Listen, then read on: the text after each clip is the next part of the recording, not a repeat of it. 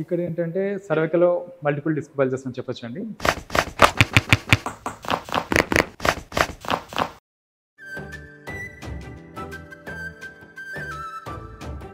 నమస్తే, welcome to Suman TV. నేను anchor సిరి.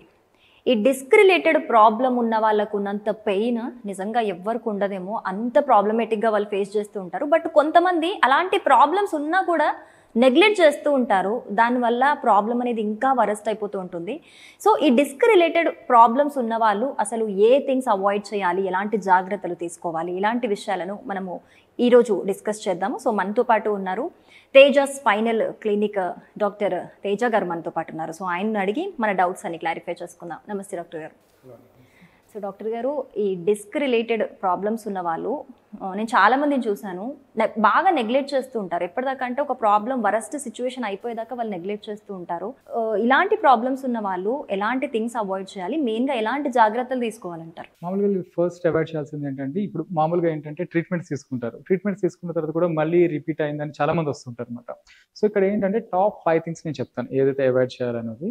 ఒకటి, హెవీ వెయిట్స్ అనేది లిఫ్ట్ చేయకూడదు అనమాట. వీళ్ళకి ఏమవుతుందంటే ప్రాబ్లం మొత్తం ట్రీట్మెంట్ చేసిన తర్వాత తగ్గిపోయినప్పుడు కూడా సిమ్టమ్స్ ఏముండవు. ఈ పెయిన్ కానీ చాలా మందికి ఏంటంటే రేడియేటింగ్ పెయిన్ ఉంటుంది, నమ్నెస్ ఉంటుంది, అవన్నీ తగ్గిపోతాయి ట్రీట్మెంట్ చేసిన తర్వాత. తగ్గిపోయింది కదా అని చెప్పేసి ఒక 20-30 కేజెస్ లిఫ్ట్ చేయడం అలాంటివి చేయకూడదు. ఇంకోటి, జిమ్ వర్కౌట్స్ చేసినప్పుడు ఈ డెడ్ లిఫ్ట్స్ కానీ అలానే స్క్వాట్స్ చేసినప్పుడు చాలా కేర్ఫుల్గా చేయాల్సి వస్తుంది అనమాట. ఇది ఒకటి చూసుకోవాల్సి ఉంటుంది. అంటే హెవీ వెయిట్స్ అనేది లిఫ్ట్ చేయకూడదు. అంటే నీస్ బెండ్ చేసి ఏదైనా లిఫ్ట్ చేయాల్సి వస్తే నీస్ బెండ్ చేసి లిఫ్ట్ చేయడం అనేది చాలా మంచిది. ఓకే, ఇక్కడ చిన్న డౌట్, అంటే అందరికీ ఉన్న కామన్ డౌట్, ఇలాంటి ప్రాబ్లమ్స్ ఉన్న వాళ్ళు అసలు జిమ్ కూడా చేయొద్దు అని అంటారు. అది నిజమే అంటారా? అంటే కొన్ని అవాయిడ్ చేయొచ్చు అండి. అంటే డిస్క్ లో ఇప్పుడు మనకి డిస్క్ బల్జెస్ లో సర్వికల్ ఉంటుంది and lumbar disc bulges and thoracic లో చాలా రేర్ గా ఉంటుంది. ఎక్కడ డిస్క్ ప్రాబ్లం వచ్చింది దాని రిలేటెడ్ మూమెంట్స్ కొంచెం తక్కువ చేయమని చెప్తాం. అంటే సివియారిటీ కూడా, అంటే డిస్క్ బల్జ్ లో కూడా స్టేజెస్ ఉంటాయి మనకి. అది ఏ స్టేజ్ లో ఉంది చూసి దానికి రిలేటెడ్ మూమెంట్స్, అంటే దానికి రిలేటెడ్ థింగ్స్ అవాయిడ్ చేయమని చెప్తాం అన్నమాట. డాక్టర్ సజెషన్ తీసుకొని ప్రొసీడ్ అవ్వచ్చు ప్రాబ్లం. ఇంకొకటి ఏంటంటే ప్రొలాంగ్ సిట్టింగ్ అంటాం. ఇక్కడ ఏంటిది, సాఫ్ట్వేర్ ఎంప్లాయీస్ కానీ చాలా వరకు ఏంటంటే హౌస్ టుగెదర్ కూర్చుంటారు, లేవర్ వాళ్ళు కూర్చొని ఒకటే దగ్గర కూర్చుంటారు అండ్ నెక్ బెంచెస్ వర్క్ చేస్తుంటారు. సో వీళ్ళలో కూడా ఏంటి అంటే ఇంట్రా డిస్కల్ ప్రెషర్ అంటాం అన్నమాట. ఈ డిస్క్ మీద ప్రెషర్ ఎక్కువ అయితే సో ఈ డిస్క్ బల్జెస్ అనేది వచ్చే ఛాన్సెస్ ఉంటాయి అన్నమాట. వీళ్ళు ఏంటంటే ఒక 40-50 మినిట్స్ కూర్చున్న తర్వాత మళ్ళీ ఒక 5-10 మినిట్స్ జస్ట్ అట్లీస్ట్, లేదంటే ఒక 100 స్టెప్స్ వాక్ చేసి వచ్చి కూర్చోవడం అనేది చాలా మంచిది. లేదు అంటే ఒక 40 మినిట్స్ కూర్చొని ఒక 10 మినిట్స్ నుంచొని వర్క్ చేసి మళ్ళీ కూర్చోవడం అనేది చాలా మంచిది. సో వీళ్ళు కూడా ఏంటంటే ఇవన్నీ కొంచెం మెయింటైన్ చేసుకుంటే ఈ డిస్క్ ఇష్యూస్ ఉన్న వాళ్ళకి తగ్గినా మళ్ళీ వచ్చే ఛాన్సెస్ చాలా తక్కువ ఉంటాయి మనకి. ఇంకొకటి ఏంటంటే చాలా మంది అడుగుతారు క్వశ్చన్, ఈ mattress A type of mattress ఉంటే చాలా మంచిది అని. ఇక్కడ ఏంటంటే మీడియం మ్యాట్రస్ అనే చెప్తాం. అంటే అంత టూ ఫిర్మ్ ఉండకూడదు అండ్ అలా అని చెప్పి ఎక్కువ సాఫ్ట్ కూడా ఉండకూడదు అనమాట. అలానే ఇంకొకటి అడిగే క్వశ్చన్ ఏంటంటే మన స్లీపింగ్ పొజిషన్ అడుగుతారు చాలా మంది. సో ఫ్లాట్ బ్యాక్ మీద పడుకోమని చెప్తాం.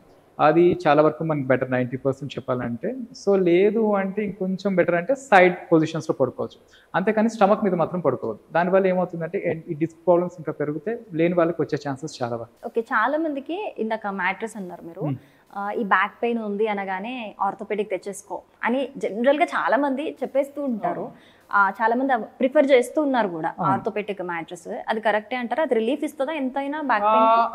అంటే ఒకటి అండి, కొంచెం సపోర్ట్ చేస్తుందని చెప్తాను. ఇక్కడ ప్రాబ్లం ఏంటి, ఇక్కడ బ్యాక్ పెయిన్ వస్తుందంటే మేబీ వాళ్ళ పోస్చర్లో చేంజెస్ వల్ల కావచ్చు, మేబీ వాళ్ళ ప్రొఫెషనల్ స్ట్రెయిన్ వల్ల కావచ్చు, లేదంటే వాళ్ళ మస్కులర్ వీక్నెస్ వల్ల కావచ్చు. ఇక్కడ రూట్ కాజ్ ఫైండ్ అవుట్ చేయాలి. ఈ మ్యాట్రెస్ అనేది ఇన్స్టెంట్ రిలీఫ్, జస్ట్ సపోర్ట్ చేస్తుంది.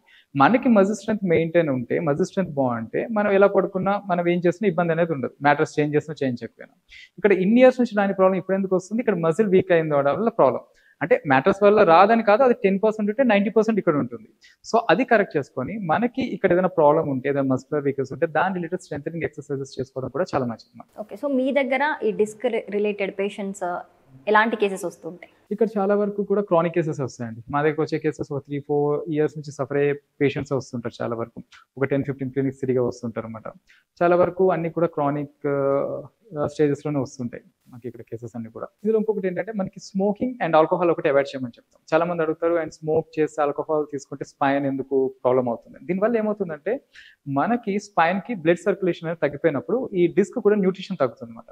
సో అందుకే ఈ ప్రాబ్లం ఉన్న వాళ్ళు ఆల్కహాల్ అండ్ స్మోకింగ్ అవాయిడ్ చేయడం అనేది చాలా మంచిది. సో ఒక పేషెంట్ రివ్యూ అయితే షూర్ అండి. హాయ్ అండి, మీ నేమ్ ఏంటి? పవన్ కళ్యాణ్ గారు. ఓకే, పవన్ కళ్యాణ్ ఫ్యానా? అవును మేడం. Okay, right. సో మీకు ఏం ప్రాబ్లం ఉంది అసలు?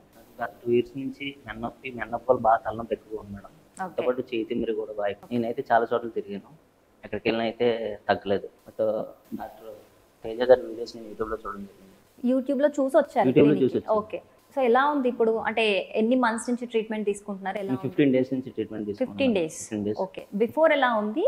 ఈ 15 డేస్ ట్రీట్మెంట్ ఎలా అనిపిస్తుంది? చేంజ్ ఏమైనా కనిపిస్తుందా? కనబడుతుంది మేడం.